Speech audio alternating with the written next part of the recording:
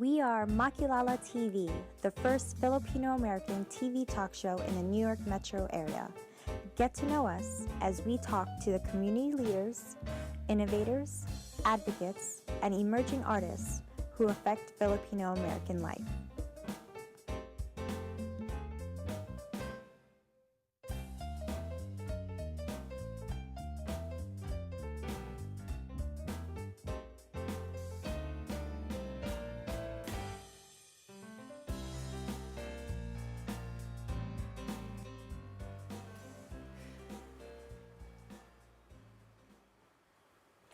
In our first half of our special on Filipinos in Queens, Why We Matter, we were able to get to know our special guest panelists, their thoughts on the current state and impact of civic engagement across age groups, and discuss ways we can work together to elevate the Filipino-American political voice. I, Rachelle Ocampo, am your lead co-host, accompanied by my fellow co-host, Cristina Pastor, and our three special guest panelists, Stephanie CHRISPIN, Vice President of Filipino-American Unity for Progress, also known as UniPro, Randy Gonzalez, attorney at law in New York and New Jersey, and MYRNA Santos, registered nurse and founder of the nursingoffice.com. In this second half, we will be bringing it to our live audience, who are excited to share some questions they had for our guests. Let's start with our first question. Please clearly state your name, your affiliation, and who you'd like to direct your question to. Hi, everybody. Thank you so much for your insight. My name is Kirkland Escodo. I'm currently president of Filipino-American Unity for Progress, otherwise known as UniPro, like Rachelle mentioned. We are an organization that's dedicated to advocacy, leadership development, and collaboration within the Filipino-American community. My question is about the challenges and barriers to Filipino Americans turning out to vote. So you guys talked about personal autonomy, and you also talked about cultural perceptions of being politically engaged. But what are some of the systemic and societal barriers and challenges to Filipino Americans voting, and what are your respective organizations doing to address these issues? I come from the old school, which is the mahiyain crowd, the quiet one. So now the culture has been changing into a more aggressive, more stronger voice out there, and the energy is out here with the leadership of UniPro, and the Makilala TV is the right venue in order for us to be heard out here. And of course, we need all of Stephanie's group, Randy's group, and the Makilala TV, and all the Filipino-American community.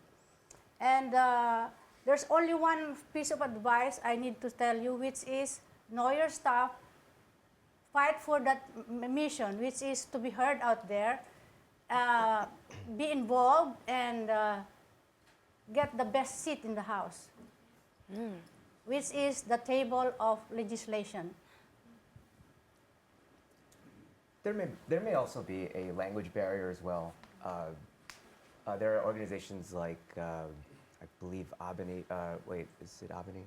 They do poll monitoring so that they make sure that there's access to the polls for everyone, regardless of what your language preference is. So, so I've done poll monitoring in the past, and there's training for that. It happens every year. You don't have to be a lawyer to do it, but that's also a very important thing as well, because some polling sites have multiple violations in terms of language access. What's the worst that you've seen? I personally haven't seen the worst. I've been in some pretty tame areas, but I mean, I hear some pretty bad stories around Queens. And, you know, poll workers aren't exactly well trained at all times. So that's another barrier to access to the polls. Do Filipinos work as poll workers? Do they volunteer as poll workers? I've seen some. It's usually a pretty wide range of ethnicities volunteering at the polls. But in terms of poll watchers, I've seen other Asian Americans, other Filipinos, lawyers, non-lawyers, watching what kind of language access they have at these polls. So That's not really, language is not really a problem, right? It is a But problem. he's saying it is for It, Filipinos. it actually is because you have a lot of Asian segments that I mean, Filipino Americans. Filipino Americans not so much. Not so I much. personally haven't seen that, but there are Chinese Americans. There are other Asian Americans, various South Asian Americans who speak multiple languages, and English may not be one of them. So that's another barrier. I definitely think that language access is an issue across different ethnicities. Like if you're talking about like language access for any kind of services, the mayor's office of immigrant affairs makes it a point to come to communities and do forum outreach to be like, these are the number of resources available across the city for you, and if you need Tagalog, they have it. Yeah. Yes, So we do. they have We have sign-up Bisaya sheets. and Ilocano. Yes, yes. So they have it for people who are not necessarily proficient or have ESL, like English Second Language. But I also think that apathy is one of like the biggest challenges, because like I know for youth, we're like, why should we vote? Not like anything that we say matters or people listen to you. But the changing demographics for the United States shows that we are going to be even bigger than the baby boomers, right? And so it's really pertinent for us to be engaged and go to the polls and vote, because numbers matter. Showing up matters. And our second question, can you state your name, your affiliation, and who you're going to direct your question to? Hi everyone, my name is Laki Siap. I'm with Filipino American Leadership Program and Filipino American Unity for Progress based in Chicago. And my question is a brief question directed at all three. You guys talk about civic engagement, but what do you feel are the best resources out there for Filipino Americans to be involved in the community? Best resource. The organizations themselves. We are the best resources for these people in order to know what is it there to be involved with. We have to make our advocacy. We have to do, if we want to move towards increasing the vote, we have to educate them the importance of the number, importance of the vote. And we have to register them. We have to go find where they are and start the process. And I think, and keep talking to them. That is the social advocacy, which is to tell about them why we matter, why we have to speak up.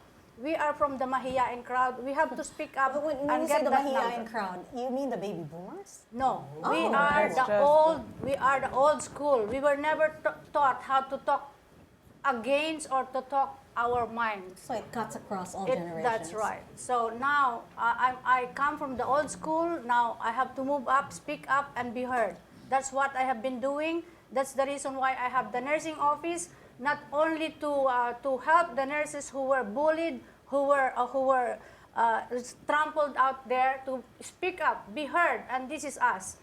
Exactly the same with the community. And in terms of other resources in the community, specifically, what are some tools, practical things that people can go to that we can rely on? I feel like I know for students or young professionals, really plugging into your particular like student orgs, because they have the capacity, right? So for student organizations within universities, they get their funding from your student fees, right? So they actually have the resources to bring you information. Like UniPro, we do, through our Usapan program, we do moderated discussions with college students about whatever issue that they want in particular. So if they're like, I want to talk about student loans and like, what do I do? Like, how do I register for FAFSA? Like, what am I going to do? How am I going to pay for grad school? We can come to you. Like, there's also Filipino American student organizations that are across like states. Like, so there's obviously FIND, where I came out of as a student. Which stands for? Filipino Intercollegiate Networking Dialogue, and that's like for the East Coast. Midwest has, I believe, MAFA. It's like Midwest Asians, Filipinos everywhere. They have like, there's different regional associations for Filipinos that you just need to be plugged into. There's NAFA, which is like the National Federation of Filipino American Associations. But there are Filipino Americans who are not members of any organization in any way. How do you tap into that silent population? I'm personally part of that because I'm in my late 30s and I often get lost in the shuffle, so I don't have a school to go to. I think UniPro is a great resource. No, but you have Falani. I do, Yeah. and you know, but to those that are not lawyers, you know, you have not too many choices out there. So I think UniPro has always been a good bridge to the gap because I've always been caught in the middle and I've just been lost. So UniPro has always been a great resource.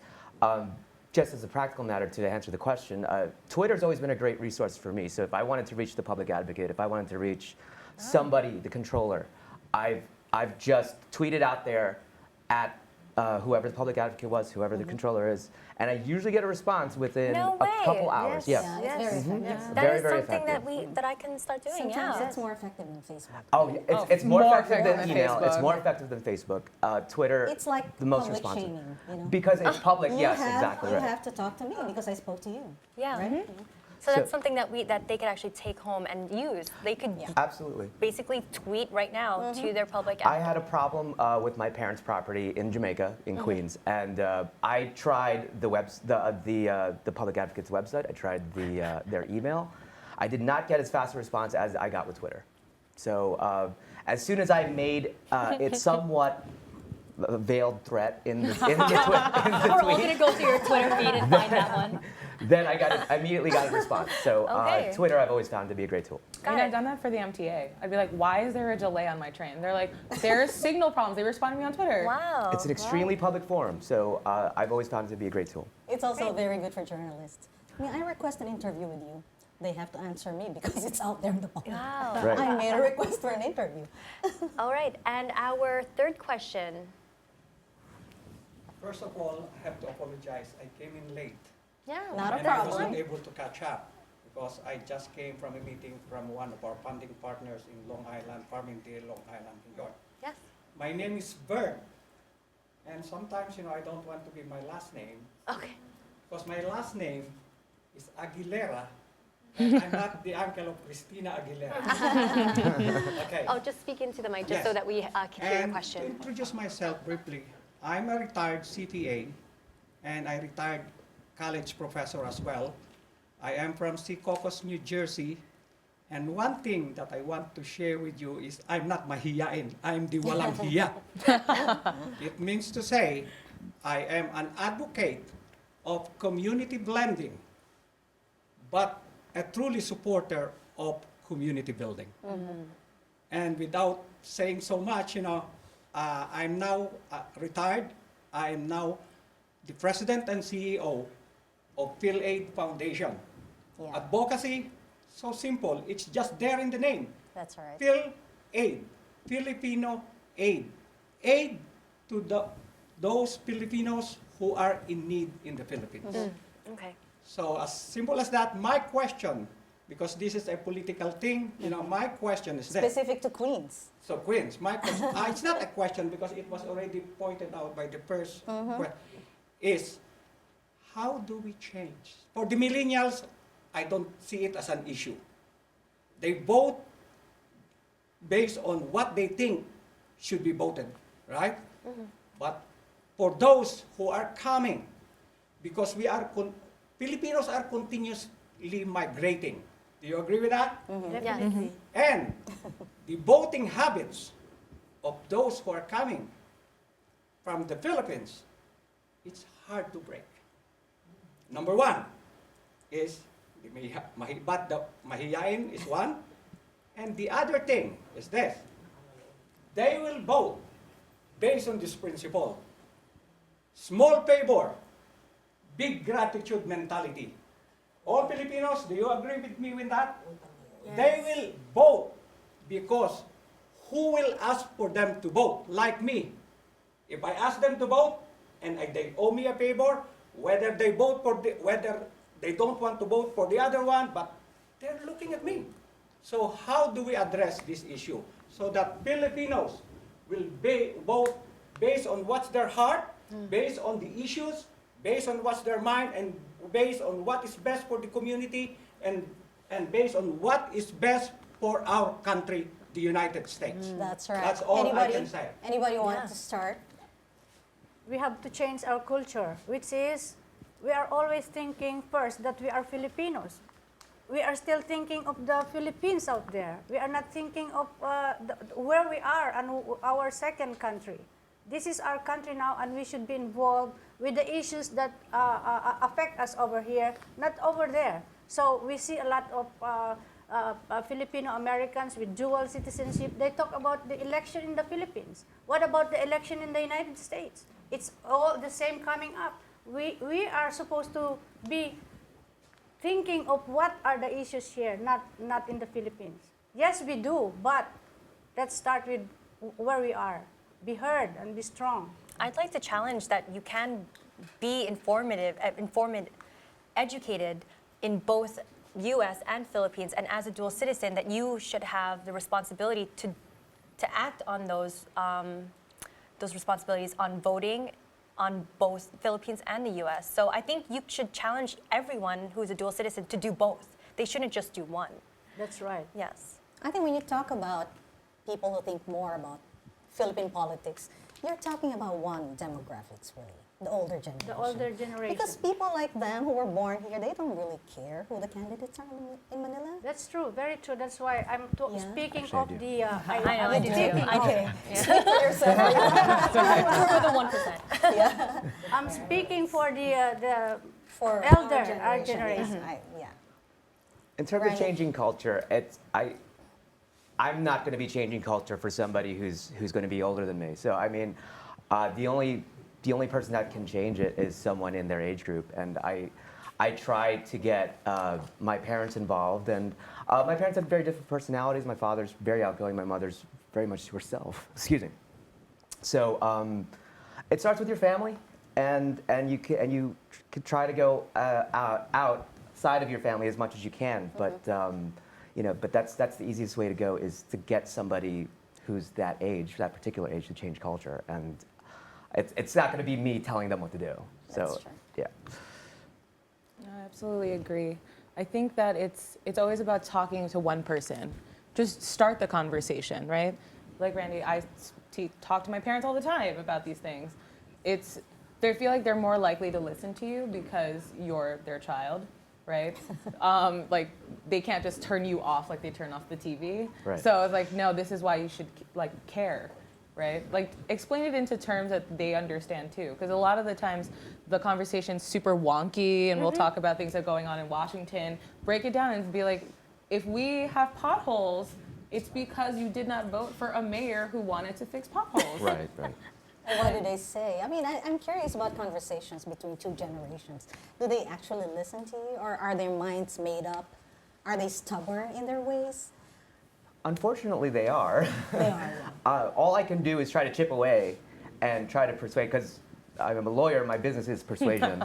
So all I can do is keep trying. All I can keep doing is chipping away. So if I can change culture slightly, maybe by a tenth, maybe by 100th, then I'm going to keep trying. But for the most part, I do believe that people our parents' age are very much set in their ways. But that doesn't mean you can't change them. You just have to be gentle. I mean, I can't sit there and yell at my parents. It just doesn't work that way. So trying to change slightly, small chips, small little pieces. That's all I can do. Yeah. So going back to his question about people being persuaded very easily in terms of like favors for votes, I saw it firsthand in the Philippines when I was there literally last week, and I saw banners everywhere of specific candidates. And I've heard stories of candidates like basically paying like 1,500 pesos per family so that they could be like, oh, vote for me. Vote for the And candidate. they will. That's how the culture has been. And I feel like that here, I think that we could start changing that through education. I don't see why Bert would raise that question, because that does not really apply to this situation here. But in terms of mentality of like the favors There's really, and do we have that? Do we have that here? I never see that. I have not even heard that as a form of feedback, that we try to influence our voting patterns based on favors that we will receive. I don't know. Maybe within other communities, but Filipinos, I don't think so. I think in general, in terms of Can- like issues, am I like wrong? I can be wrong. politicians would put issues out there that say, oh yes, I'll do this, yes, I'll do that, yes, I'll do this, to say that they're going to commiserate with a specific population. But anyway, let's go to the next question. Okay. Okay. This is probably going to be our last. So. Thank you very much. My name is Ludi Resurrection. I'm program director of the nursing office .com. I was with APICHA. I was Coalition for Breastfeeding Filipino Women. We wrote a book on healthcare, challenging the healthcare apartheid. We have a little prop there, okay? We did a lot, and we focused on the contribution of the nurses, the medical professions. Now, my advice, grandfather told my mother during Japanese time, learn the master's language and master the master's language. When you come here, that was the colonial part, okay? When you come here, talk dollars, guys. This is the capital of world, this is the center of capitalism in the world. Dollars speak, okay? According to our research, our mother country spent $4.8 billion to educate the nurses. All of us come here already educated. Uncle Sam, please give us back what we invest, our parents invested. Now question 2, do we get even 0.000% of $4.8 billion as of 1998, okay? In terms of services to our community, hey, we're falling through the cracks too, like everybody else. And so, Ludi, we don't have much time, but do you have a question specifically to... I want them to answer that question. How do you talk in MYRNA. dollars, okay? And structure your organizations and your language to talk in dollars, Okay. because money talks in this So country. we don't have too much time, so like really 10-syllable responses. I'll definitely start. Well, it's really important to have the data available. Okay. If you're talking about institutional funders, like on a foundation level, they don't know that Filipinos need help because there's no data available. We're kind of just folded into this general mass of what Asian Americans are. And so you need to do qualitative research studies. You need to do quantitative research studies to show what the needs are. Okay, and Brandy? Just vote. Just showing that you're a taxpayer that cares. Those are your dollars talking. So register to vote and make sure you end up voting. Yes. And Myrna? Find the best seat in the House. You sit by the legislative committee. Go to your community board and speak up. Find out the issues. See the things that matters to you. See the things that affect you. And that's where you stand and speak it up. Great. And as we close the second half of this episode, Makilala TV would like to share our thanks again to Manhattan Neighborhood Network for hosting us, to UniPro for co-sponsoring this episode, to the guest panelists, and to the live audience that we have here, and of course our special guest performers. Be sure to check us out on Facebook, Twitter, Instagram, and YouTube. Also, shout out to our missing co-host, Jen Fuhrer, who helped coordinate this episode while traveling abroad. And we have a special performance by guests from the Vynz New York Entertainment production of Ay de las Alas concert. They will first be sharing some information about their upcoming show called I'm Back, live in New York City, which is directed by Bobby T. Yulong, and it's going to be on March 26th, before one of our special acts, Desiree, performs. So let's give a round of applause to Desiree.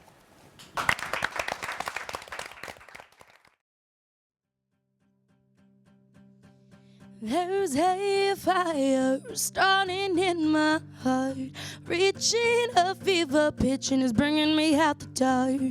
Finally, I can see you crystal clear. Go ahead and sell me out and I'll lay your ship bare. See how I leave it with every piece of you. Don't underestimate the things that I would do. There's a fire starting in my heart, reaching a fever pitch and it's bringing me out the dark. The scars of your love remind me of us. They keep me thinking that we almost had it all. The scars of your love, they leave me breathless. I can't help feeling we should have had it all. Rolling in the deep.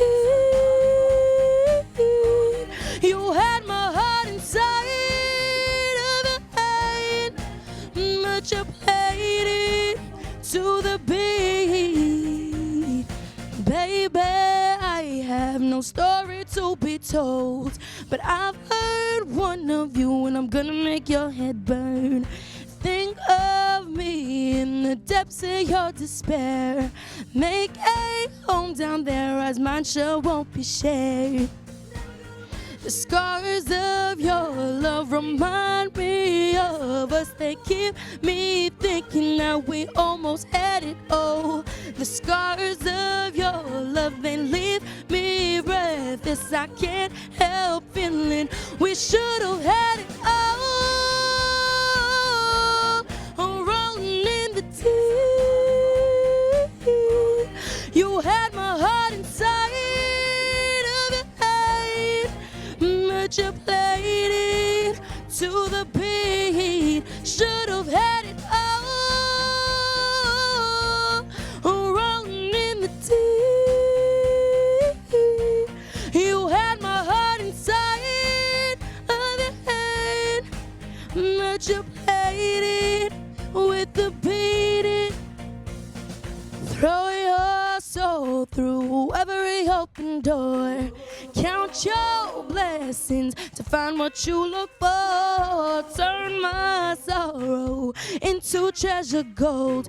You pay me back in kind. I reap just what you sow. We could have had it all. We could have had it all.